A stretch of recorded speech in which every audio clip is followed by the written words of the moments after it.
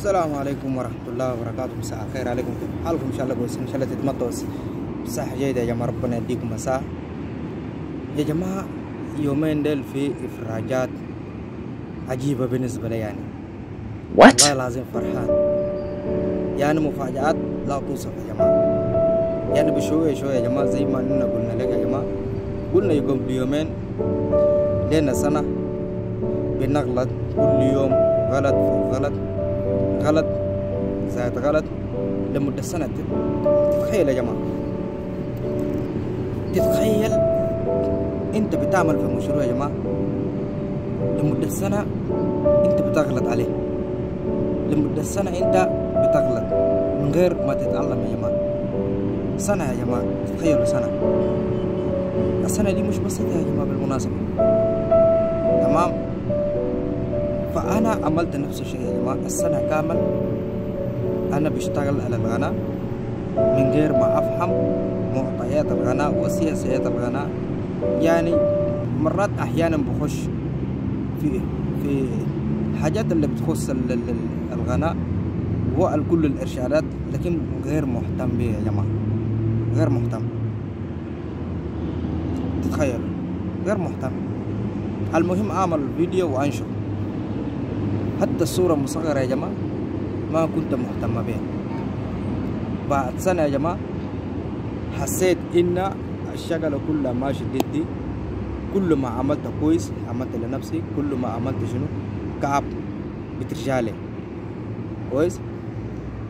كل ما عملت كويس كل ما حسدت مشاهدات والمشتركين، كل ما كسلت وجهلت كل الأمور، كل ما شنو مشرك ضدي. فاضطريت يا جماعة أنا أشتغل على الصح.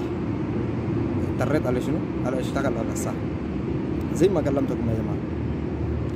فأول امبارح بعد سنة غير مشاهدات، لا في مشاهدات لا في أجنبي، يعني سنة كاملة توقف، سنة كامل واحد ما يحقق شروط يوتيوب.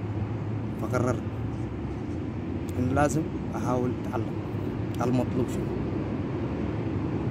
لفيت دورت لفيت قدرت أعمل صورة مصغرة تبع يوتيوب يا جماعة.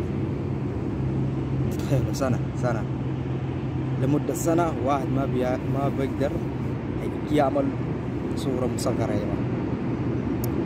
لكن لما تلقى نفسك مضغوط وتنضغط، لما تجيك الضغط انت مضطر انك تعمل اللي مطلوب عليك يا جماعة كويس. فلما عملت صورة مصغرة يا جماعة كل شيء شايفه قدامي العين الزرع، يعني ماشي امور ماشي كويس يا جماعة. شوف دايما وابدا يقول لك انت لما تعمل حاجة يا جماعة، حاجة اللي انت بدأت فيها لازم تكون عندك فيها شغف، لازم شغفك يكون عالي فيها كويس. لانه انت تعمل حاجة من غير شغف يا جماعة فتكون زي ما انت، والله لازم تكون زي ما انت. زي ما نحن سنة قاعدين زي ما نحن، فإذا هي نفس الشيء. يعني خلال سنة لنا نشرنا 250 فيديو وزي ما نحن، لأنه ليس كنا مهتمين بحاجات المطلوب ولا مفترض علينا كان نعملها. تعمل كويس بترجالك، ما تعمل برجالك انت. فلازم يا جماعة الناس اي حاجة بتعمل لازم تعمل على الصح. ما تقول انا بيعمل علي والباقي بخليه، لا، ما في حي بيقول اخلي الباقي.